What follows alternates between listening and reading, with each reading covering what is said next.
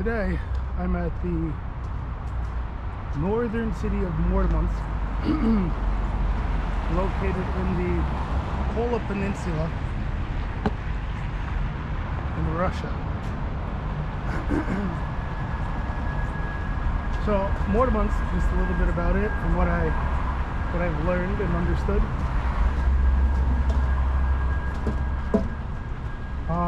Its location is above the Arctic Circle, and they every year, of course, get this phenomenon called the polar lights, when it is roughly darkness for 24 hours a day, and this lasts for about 45 days every year. And I wanted to come here to experience the polar nights. As I've read, they start around this time of December, but apparently I'm a bit too early. I assume about a week or so, because as you can see, look around, there has been very limited sunlight since I've been here. Roughly, I see the sun comes up about 10:30, possibly 11, and then by 2:30, at least in Murmansk, the sun is down, and you'll probably see that later. 4 o'clock, it's like it's night. It's quite trippy, actually. But the same thing occurs in the summer, the opposite way, where they have the white nights when it's daylight 24/7. So I live in Moscow, but well, not but and I've really wanted to see like another city far away from Moscow. I've been to St. Petersburg many times, and I'll be going there again later, but I wanted to experience something very unique. And since I've been here, God, I haven't had so much exercise. I didn't expect this place to be such a hilly city, up and down, up and down. It's just everywhere you go, constant incline, additionally, stairs everywhere, but it's nice. It's a nice city. I can't obviously pinpoint my hotel from here, but I started way from the bottom of this hill and worked my way up to the top.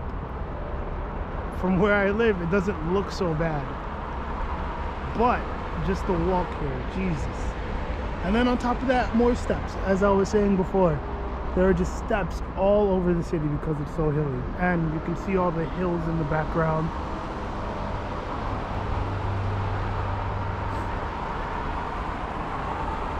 It's quite nice. One of the cool things about being so far up north here in Murmansk is that you can experience the northern lights. But however, because of light pollution in the city, it's very difficult to see it with the naked eye. However, if you had a very good camera, or probably just a good digital camera, you could take photos of the northern lights and it would show up crystal clear.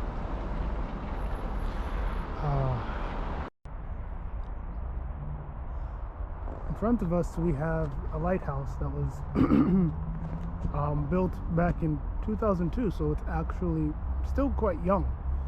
But the lighthouse in itself is a memorial for peacetime, actually, not even for war. Although this is a city of heroes during World War II. But the lighthouse is supposed to symbolize the calm that you have during the peacetime, and also it represents the those who are expecting their loved ones, their sailors, to come back from the sea, who actually have perished. So it's quite sad. However, I think it's closed today. I've seen a few people try to enter and immediately come back out. But I don't know, we can always check and see.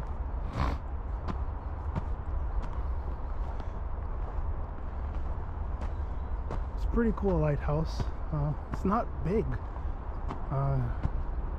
which is surprising. I'm used to seeing lighthouses that are just freaking gigantic. I believe I read this stands at 18 meters.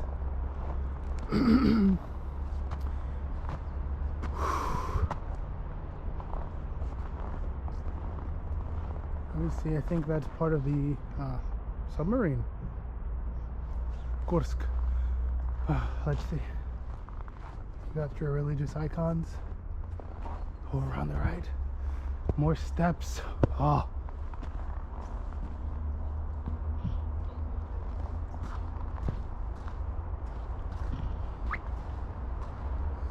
Yes. It's dedicated to those who died in the times of peace.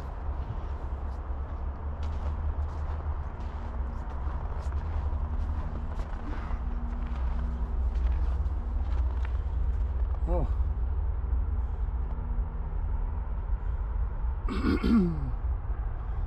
So here we see the dates, as well as what sea or ocean they lost their lives and they perished. Wow. So let's check what's inside. I'll ask if they're closed or if they're open.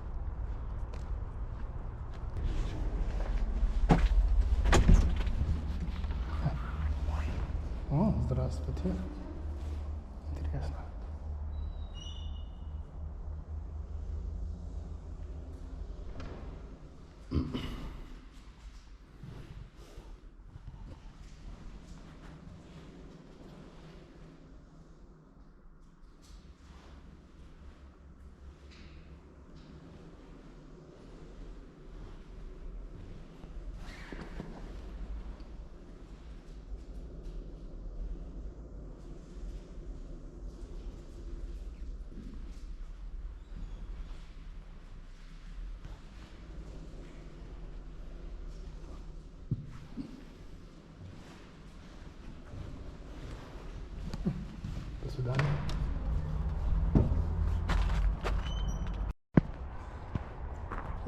Well, that's not what I expected entering a lighthouse.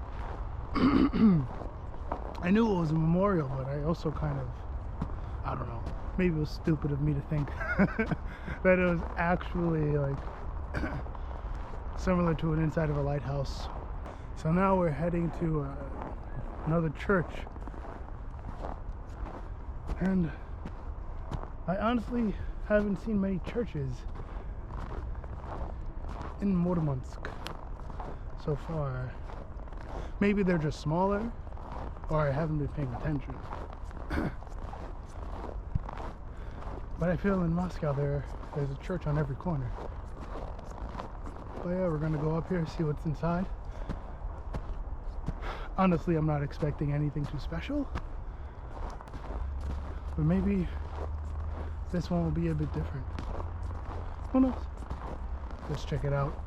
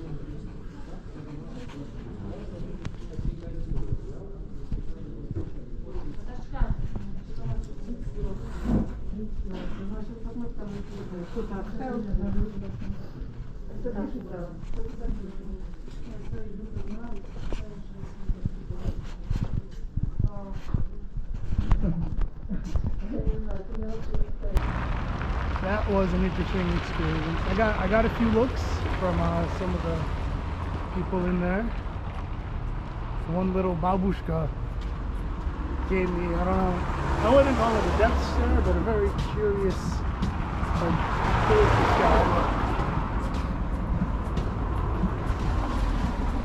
I'm not sure if I was able to capture a lot, as my GoPro isn't the best indoors with recording just videos, so I need a significant amount of lighting in order to succeed getting the footage that I want. But I hope you were able to see just a little bit of what it's like inside one of those churches. And I gotta say, that one was packed. It was small and just full. So my mission is to get across this highway or this road so I can show you guys the monument dedicated to the fallen soldiers. But I don't know how to cross this street.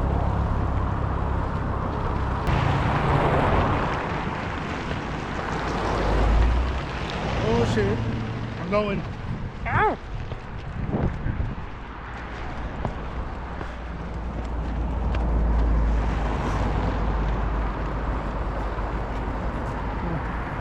Alright.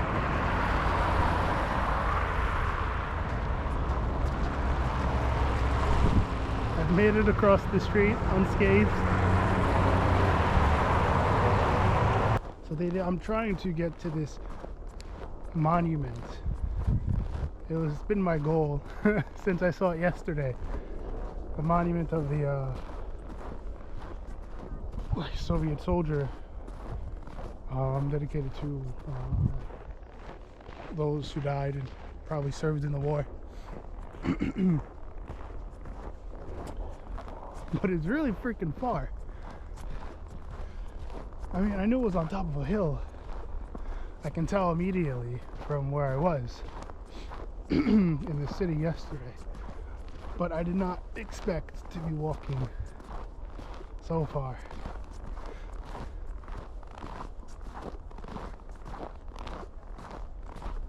We've made it to the monument of the Great Patriotic War in Russia. The lighting is awful, so bear with me, I'm sorry. So here we have just stars dedicated to different cities: Smolensk, Tula, Minsk. Oh, no, okay, all Soviet Union cities. Novorossiysk. Kerch, I don't know what that city is. Stalingrad. Ooh. So all these cities are surrounding the monument. Moscow, Kiev.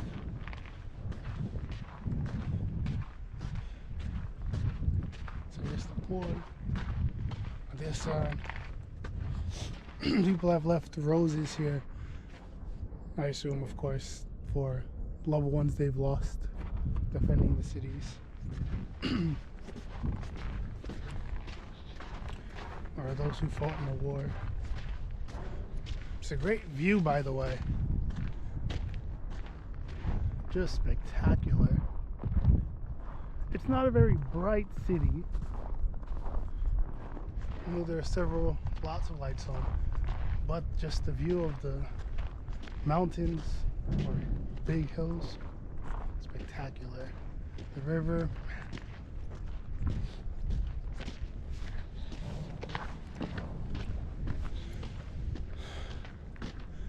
so this is what I've come to see.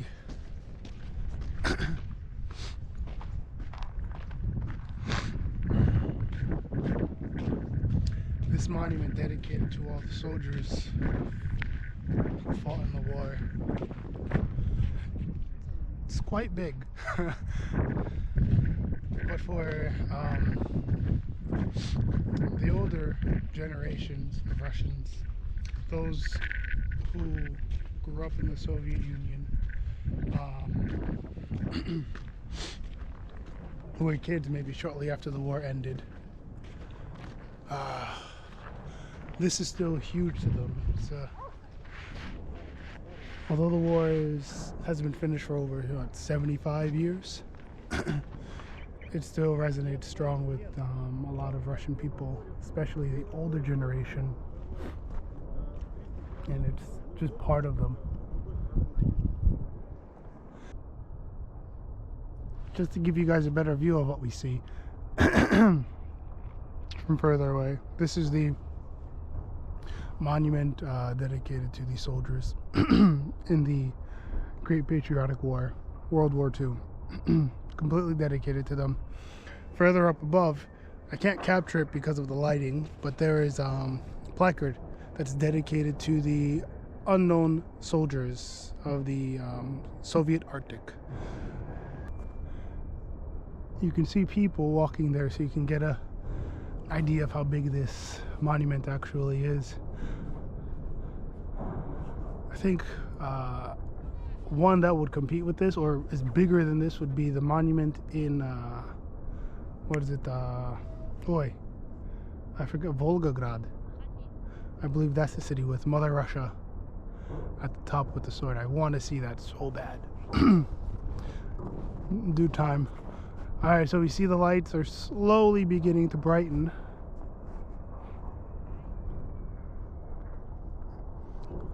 On this statue. It's really just something to see. I never thought I'd be up here. And I never thought Murmansk would actually be quite beautiful. A lot of Russian cities tend to be the same, at least when I've traveled around the Moscow area, of course. You kind of generally see the same things, same types of architecture, same buildings, and you see it here too. But Murmansk is still relatively young, and with tourism now being a growing sector in this city, I wonder what it will look like in like 15-20 years. So earlier I said that Murmansk isn't so cold. Moscow will be colder, and I take that back. It is freezing here.